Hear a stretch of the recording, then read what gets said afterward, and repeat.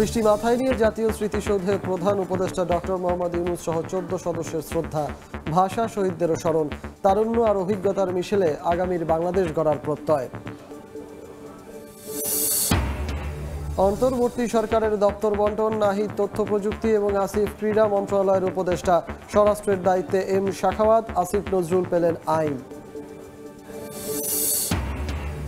ছুটির দিনেও বসে নেই শিক্ষার্থীরা, সড়ক থেকে ফুটপাত সব জায়গায় পরিচ্ছন্নতা অভিযান, মুছে ফেলা হচ্ছে অপ্রয়োজনীয় দেয়াল লিখন, ছাত্রদের দায়িত্বে সড়কে শৃঙ্খলা। বিএনপির সঙ্গে জাতিসংঘের আবাসিক প্রতিনিধির বৈঠক, অন্তর্বর্তী সরকারকে সহযোগিতার আশ্বাস। নেতারা বললেন, গণতন্ত্র নিয়ে উন্নয়ন সহযোগীদের আর কোনো শঙ্কা নেই। এবং চালু হলো রাজধানীর তেজগাঁও সহ দেশের বেশ কয়েকটি থানার কার্যক্রম। সহকর্মী হারানোর বেদনা নিয়ে যোগ দিলেন পুলিশ সদস্যরা, জানালেন কমান্ড মেনেই কাজ করেছে বাহিনী।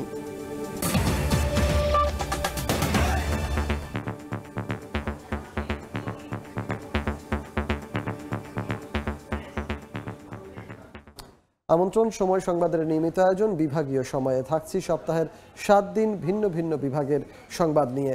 আজ থাকছে ঢাকা বিভাগ, আর সঙ্গে আছি আমি সজল মিত্র রিচার্ড। মহান মুক্তিযুদ্ধের বীর শহীদদের প্রতি শ্রদ্ধা জানিয়ে যাত্রা শুরু করল নবগঠিত অন্তর্বর্তীকালীন সরকার। সকালে সাভারে জাতীয় স্মৃতিসৌধে ফুল দিয়ে শ্রদ্ধা জানান প্রধান উপদেষ্টা ডক্টর মোহাম্মদ ইউনূস সহ অন্তর্বর্তীকালীন সরকারের অন্যান্য উপদেষ্টারা। এরপর কেন্দ্রীয় শহীদ মিনারেও ভাষা শহীদদের প্রতি শ্রদ্ধা জানান তারা। অতীতের সরকারগুলোর শপথ পরবর্তী শ্রদ্ধা জ্ঞাপনের রীতির সঙ্গে যোগ হলো ভাষা শহীদদের অবদান স্মরণের। হিসেবে সরকারি ছুটি হলেও সদ্য সমাপ্ত গণ অভ্যুত্থানের পথ পেয়ে বাংলাদেশে নবগঠিত অন্তর্বর্তীকালীন সরকারের প্রথম দিন। শুক্রবার বেলা 10টার আগে হেলিকপ্টারে উড়ে সাভারের জাতীয় স্মৃতিসৌধে আসেন অন্তর্বর্তীকালীন সরকারের প্রধান উপদেষ্টা অধ্যাপক ডক্টর মোহাম্মদ ইউনূস। সঙ্গে ছিলেন সরকারে থাকা অন্য উপদেষ্টারাও। ঠিক 10টায় জাতীয় স্মৃতিসৌধের বেদিমূলে মহান মুক্তিযুদ্ধে বীর শহীদদের প্রতি শ্রদ্ধা জানান অন্তর্বর্তীকালীন সরকারের প্রধান উপদেষ্টা নোবেলজয়ী অর্থনীতিবিদ ডক্টর ইউনূস। 3 বাহিনীর চৌকস সদস্যরা সশস্ত্র সালামে সম্মান জানান, বাজানো হয় বিউগলও।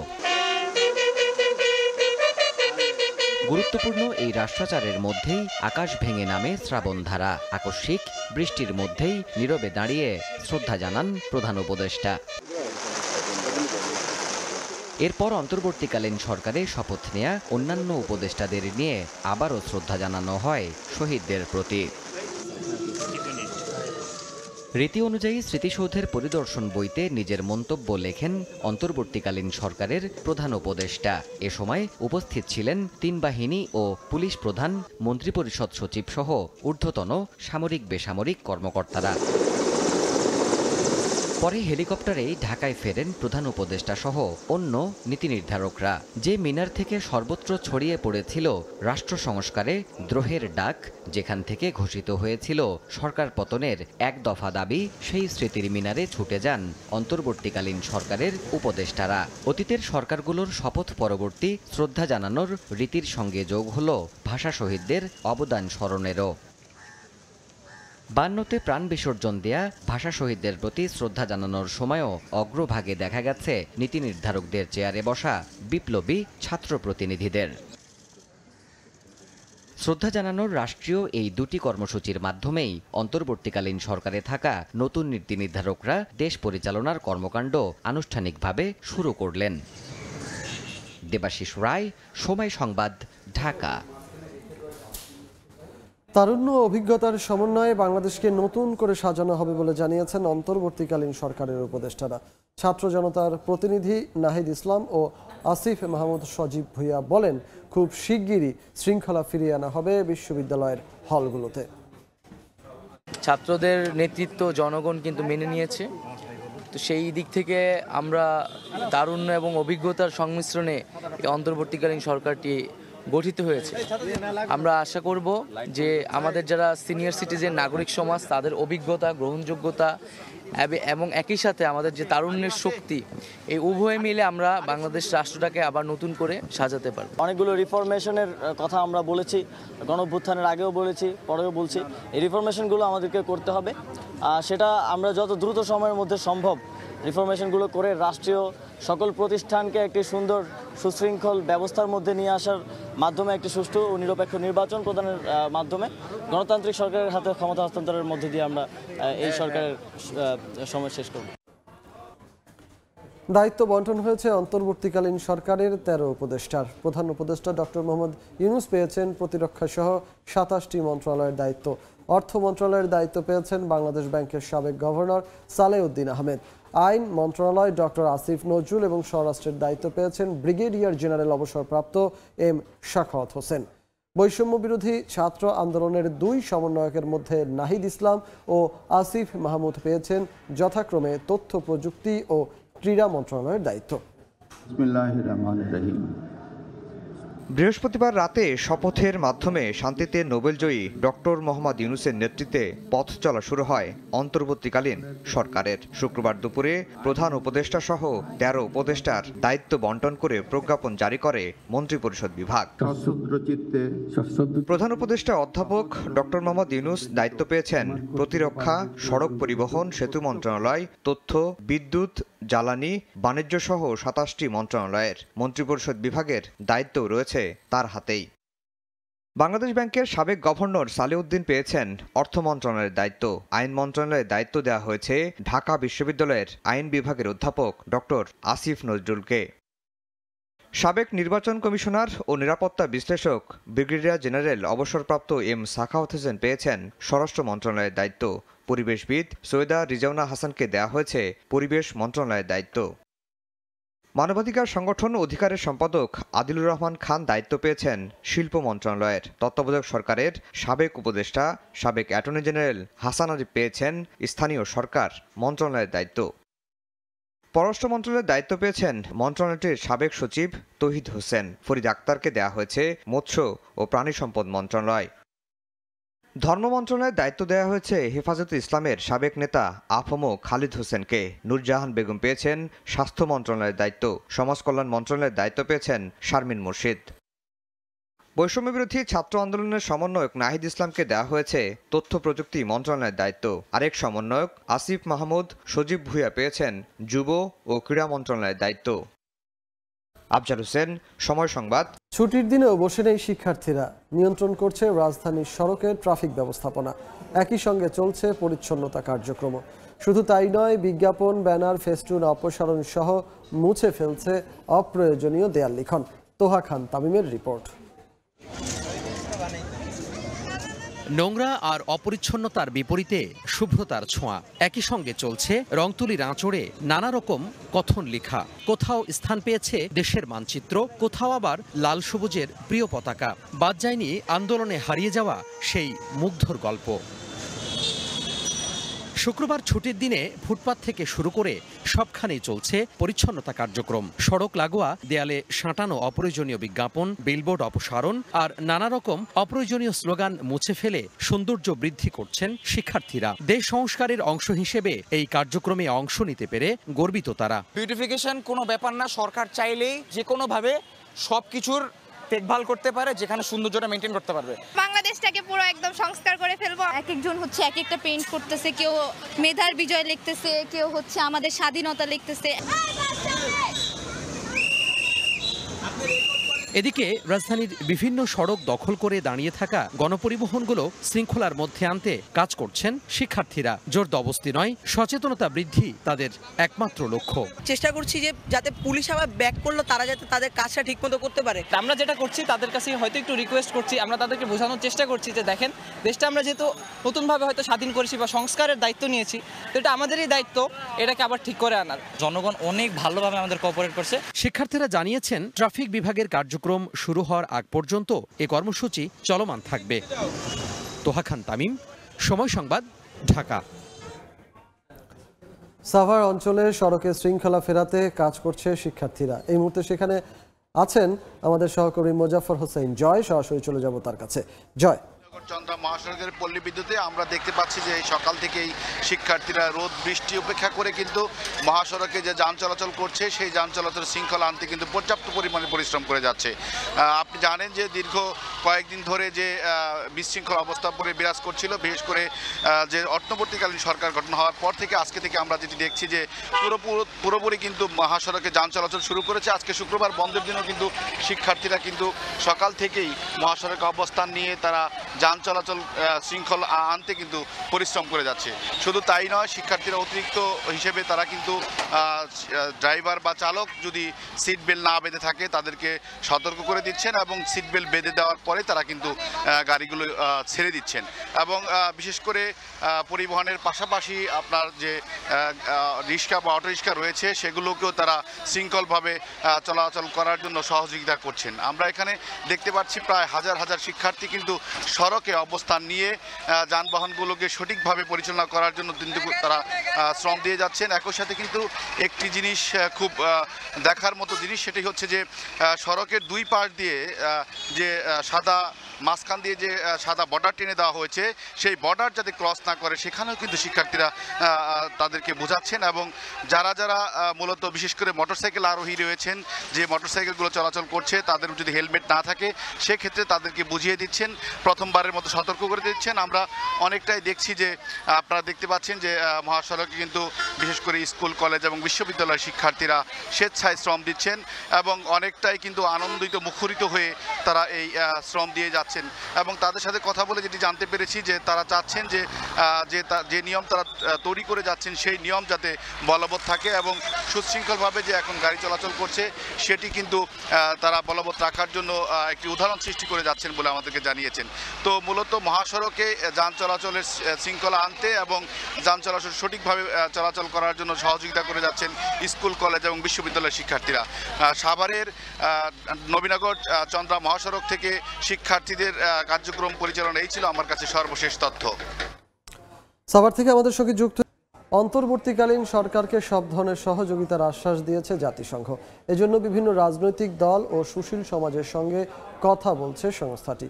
সকালে বিএনপির একটি প্রতিনিধি দলের সঙ্গে বৈঠক শেষে জাতিসংঘের আবাসিক প্রতিনিধি গোয়েন লুইস এ তথ্য জানান। এদিকে বিএনপির স্থায়ী কমিটির সদস্য আমির খসরু মাহমুদ চৌধুরী বলেছেন, বাংলাদেশের মানবাধিকার ও গণতন্ত্র নিয়ে উন্নয়ন সহযোগীদের শঙ্কা কেটে গেছে। অন্তর্বর্তীকালীন সরকারের শপথ নেয়ার একদিন পরই বিএনপির প্রতিনিধি দলের সঙ্গে বৈঠক করেছে জাতিসংঘ। শুক্রবার সকাল 11:30টার দিকে বিএনপি চেয়ারপারসনের গুলশান কার্যালয়ে আসেন ঢাকায় নিযুক্ত জাতিসংঘের আবাসিক প্রতিনিধি গোয়েন লুইস। বিএনপির প্রতিনিধি হিসেবে ছিলেন বিএনপি মহাসচিব মির্জা ফখরুল ইসলাম আলমগীর, স্থায়ী কমিটির সদস্য আমির খসরু মাহমুদ চৌধুরী ও শামা ওবায়েদ। আধা ঘন্টার বৈঠক শেষে গণমাধ্যমে কথা বলেন গোয়েন লুইস। তিনি বলেন, ডক্টর মোহাম্মদ ইউনূসের অন্তর্বর্তীকালীন সরকারকে সব ধরনের সহযোগিতা করবে জাতিসংঘ। একই সঙ্গে দেশের উন্নয়ন ও অর্থনীতি বিষয়ে কিভাবে সহযোগিতা করা যায় সে বিষয়ে সব দলমতের মানুষের সঙ্গে কথা বলবেন তারা। And again, we're always calling for calm. It's been extraordinary what has happened in the country over the last few days. And we all have a responsibility for calm and peace on the streets, for all of the violence to stop, so that we can really start building and continuing to build on this incredible country, what it has already achieved, to continue the economic development, and we all need to work together closely to move forward. এদিকে আমির খসরু মাহমুদ চৌধুরী বলেন, ছাত্র জনতার অভ্যুত্থানে সমর্থন জানিয়েছে জাতিসংঘ। এমনকি দেশের গণতন্ত্র, মানবাধিকার ও নির্বাচন নিয়ে জাতিসংঘ সহ সবার শঙ্কা কেটে গেছে। দ্বিতীয়বার স্বাধীনতা পেয়েছি, এর সাথে বাংলাদেশের মানুষের জনসমর্থন যেভাবে ছিল, আন্তর্জাতিক সম্প্রদায়ের ভালো সমর্থন ছিল, বিশেষ করে ইউনাইটেড নেশনসের একটা বড় ধরনের সমর্থন ছিল বাংলাদেশের মানুষের হিউম্যান রাইটস ফিরিয়ে আনা, বাংলাদেশের উন্নয়ন পার্টনার যারা আছে তারা বাংলাদেশের আগামী দিনের ভবিষ্যৎ কী হবে সেটা নিয়ে সকলের মধ্যে একটা দ্বিধাদ্বন্দ্ব ছিল। আজকে সকলের সেই শঙ্কা কেটে গেছে। নিরপেক্ষ নির্বাচন নিয়েও কারো মধ্যে এখন আর শঙ্কা নেই বলে স্বস্তি প্রকাশ করেন বিএনপি নেতারা। আহমেদ সালেহীন, সময় সংবাদ। খুলতে শুরু করেছে রাজধানীর থানাগুলো। কাজ শুরু হয়েছে সীমিত পরিসরে। বাকি সদস্যদের থানায় ফেরার আহ্বান জানিয়ে পুলিশ বলছে, জনগণের হারানো আস্থা পুনরুদ্ধার করবে বাহিনী। মাত্র একদিন আগেও রাজধানীর থানাগুলোর মূল ফটকে ছিল তালা, বন্ধ ছিল সব সেবা কার্যক্রম। তবে একদিনের ব্যবধানে পুলিশ সদস্যরা ফিরতে শুরু করেছেন থানায়। শুক্রবার সকাল থেকে খুলতে শুরু করে থানাগুলো। থানায় এসে আবেগ আপ্লুত হয়ে পড়েন পুলিশ সদস্যরা। জানান ভীতিকর অবস্থা কাটিয়ে উঠতে পেরেছে সবাই। সহকর্মী হারানোর বেদনা নিয়ে কাজ শুরু করে জনগণের আবারও আস্থা অর্জন করতে চান তারা। আসলে আমাদের পুরো পরিবার, আমার পুরো পুলিশ সদস্য, আমরা সত্যিকারের ট্রমাটাইজড। তার ভিতরে আমরা আসলে জনগণের প্রয়োজনেই কাজ করি। আমাদের ব্যর্থতা অনেক সময় আমরা জনগণকে বুঝাইতে পারি না, যেহেতু আমরা সবসময় কমান্ডে কাজ করি, একটা চেন অফ কমান্ড কাজ করে।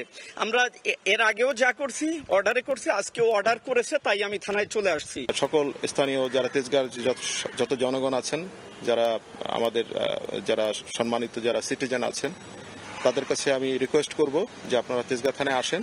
এখানের পরিস্থিতি অত্যন্ত ভালো। এখানে সকাল থেকে আমরা জিডি ওপেন করেছি এবং সামগ্রিক পুলিশিং যত কার্যক্রম এখন থেকে আমরা এখানে শুরু করব এবং সব ধরনের যে জনগণের যে সহায়তা, পুলিশি সহায়তা আমরা এখান থেকে প্রদান করব। পুলিশের সার্বিক কাজ স্বাভাবিক রাখতে সহযোগিতা করছেন সেনাবাহিনীর সদস্যরা। আমাদেরকে পুলিশকে আগে বাঁচাইতে হবে, তাদেরকে রিফর্ম করে নতুন করে কাজ করার জন্য তাদেরকে সেভ করাটা আমার অত্যন্ত জরুরি। এছাড়া ওই থানার ভেতরে ব্যাপক অনেক অস্ত্র রয়েছে। যদি এগুলো সন্ত্রাসীদের কাছে চলে যেত তাহলে এটা আমাদের নিরাপত্তার জন্য একটা চ্যালেঞ্জ হয়ে যেত। এদিকে পুলিশ সদস্যদের সহযোগিতার আশ্বাস দিয়েছেন সাধারণ মানুষ। এই দেশের আপামর জনগণের চাহিদা এই মুহূর্তে যে সমস্ত থানাগুলি চালু হোক। আমাদের সেনাবাহিনী বাইরে আছেন, পাশাপাশি আমরা সাধারণ জনতা, ব্যবসায়ী, আমরাও ওনাদেরকে সহযোগিতা করব। সময়ের সঙ্গে সঙ্গে পরিস্থিতি স্বাভাবিক হওয়ার প্রত্যাশা সবার। নিবিড় সাহা, সময় সংবাদ। বাংলাদেশের নতুন অন্তর্বর্তীকালীন সরকারের প্রধান উপদেষ্টা হওয়ায় নোবেলজয়ী অর্থনীতিবিদ ডক্টর মোহাম্মদ ইউনূসকে শুভেচ্ছা জানিয়েছেন বিশ্বের বিভিন্ন দেশের সরকার ও রাষ্ট্রপ্রধান। অভিনন্দন জানিয়েছেন ভারতের প্রধানমন্ত্রী নরেন্দ্র মোদী। ডক্টর ইউনূসের সঙ্গে কাজ করতে প্রস্তুত যুক্তরাষ্ট্র ও চীন।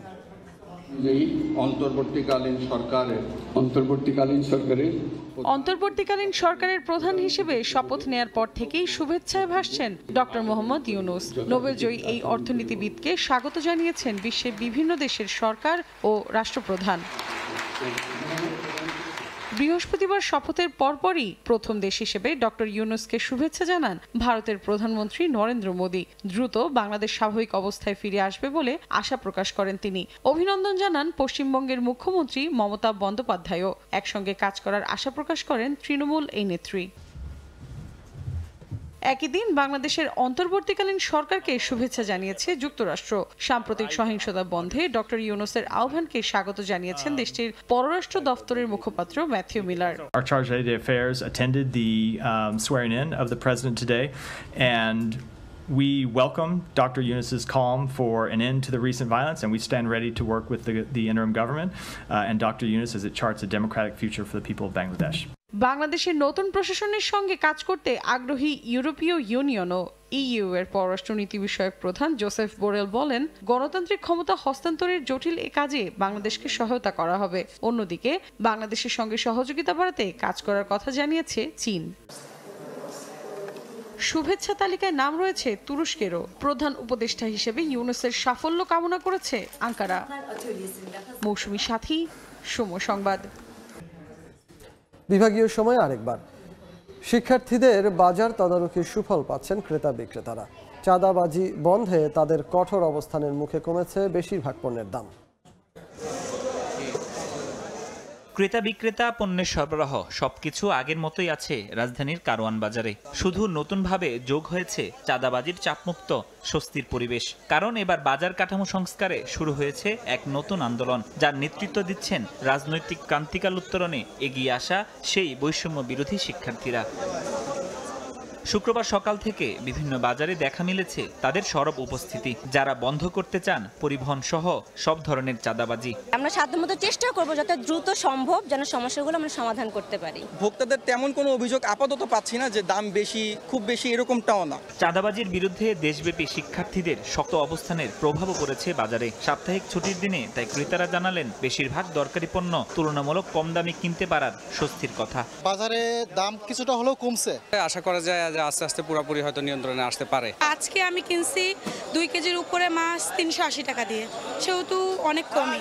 এভাবে চলতে পারলে পণ্যমূল্য আরও কমবে এমন প্রত্যাশার কথা জানালেন বিক্রেতারাও, যদিও এখনো দাম কমতির কোনো আভাস মেলেনি চড়ে থাকা চালের বাজারে। চালের দামটা এখনো কমেনি, চিনির দামটা কমছে, 2 দিনে 5 টাকা কমছে কেজিতে, আটার দাম কমছে 5-7 টাকা কেজিতে, মসুর ডালের দামও স্থিতিশীল আছে, তেলের সরবরাহ বাড়ছে আগের তুলনায়। রুই মাছ কাতল মাছ ছিল 500, 550, 450, এখন আছে 400, 450। এদিন রাজধানীর শান্তিনগর বাজার তদারকি শেষে জাতীয় ভোক্তা অধিকার সংরক্ষণ অধিদপ্তরের মহাপরিচালক জানান, বৈষম্য বিরোধী শিক্ষার্থীদের সঙ্গে নিয়ে সিন্ডিকেট ভেঙে বাজারে স্বস্তি ফেরানোর স্বপ্ন বাস্তবায়ন করতে চায় সংস্থাটি। যে আগের যে প্রাইস সেটার তুলনায় কিন্তু আপনার বাড়ে নাই, বরঞ্চ এখন কমার দিকে। শ্যামবাজার থেকে একটা ট্রাক আপনার কারণ বাজার, এটা মাত্র 6 থেকে 7 বা 8 কিলোমিটার দূর, সেখানে ওই ট্রাক ড্রাইভারকে আপনার 3টা পয়েন্টে চাঁদা দিতে হতো এবং এটি টোটালি অবৈধ।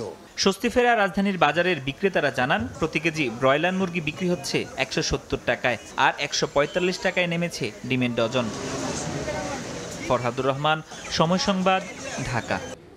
সাভারের শিল্পাঞ্চলের নিরাপত্তায় কাজ করছে সেনাবাহিনী। বিশেষ করে এই অঞ্চলের পোশাক কারখানাগুলোতে বাড়ানো হয়েছে টহল, তৈরি করা হয়েছে টাস্ক ফোর্স। সকালে উপজেলার জামগড়া এলাকায় পরিদর্শনে আসেন সাভার সেনানিবাসের কর্মকর্তারা। এ সময় তারা জানান, পোশাক খাতের চাকা সচল রাখতে ও বিশৃঙ্খলা এড়াতে তারা কঠোর অবস্থানে আছেন। এ সময় বিজিএমইএ এর কর্মকর্তাও উপস্থিত ছিলেন। সংগঠনটির নেতারা জানান, শ্রমিকরা স্বতঃস্ফূর্তভাবে কাজ করতে চায় বলে সব পোশাক কারখানা খোলা রাখা হবে।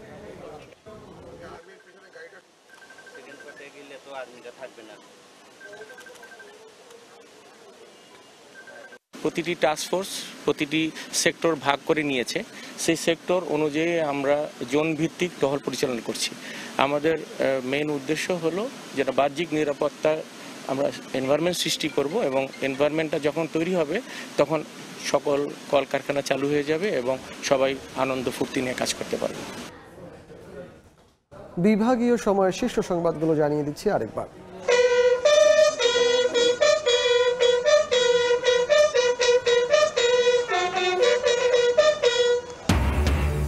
বৃষ্টি মাথায় নিয়ে জাতীয় স্মৃতিসৌধে প্রধান উপদেষ্টা ডক্টর মোহাম্মদ ইউনূস সহ 14 সদস্যের শ্রদ্ধা, ভাষা শহীদদেরও স্মরণ, তারুণ্য আর অভিজ্ঞতার মিশেলে আগামীর বাংলাদেশ গড়ার প্রত্যয়। অন্তর্বর্তী সরকারের দপ্তর বন্টন, নাহিদ তথ্য প্রযুক্তি এবং আসিফ ক্রীড়া মন্ত্রণালয়ের উপদেষ্টা, স্বরাষ্ট্রের দায়িত্বে এম শাখাওয়াত, আসিফ নজরুল পেলেন আইন। এবং ছুটির দিনেও বসে নেই শিক্ষার্থীরা, সড়ক থেকে ফুটপাত সব জায়গায় পরিচ্ছন্নতা অভিযান, মুছে ফেলা হচ্ছে অপ্রয়োজনীয় দেয়াল লিখন, ছাত্রদের দায়িত্বে সড়কে শৃঙ্খলা।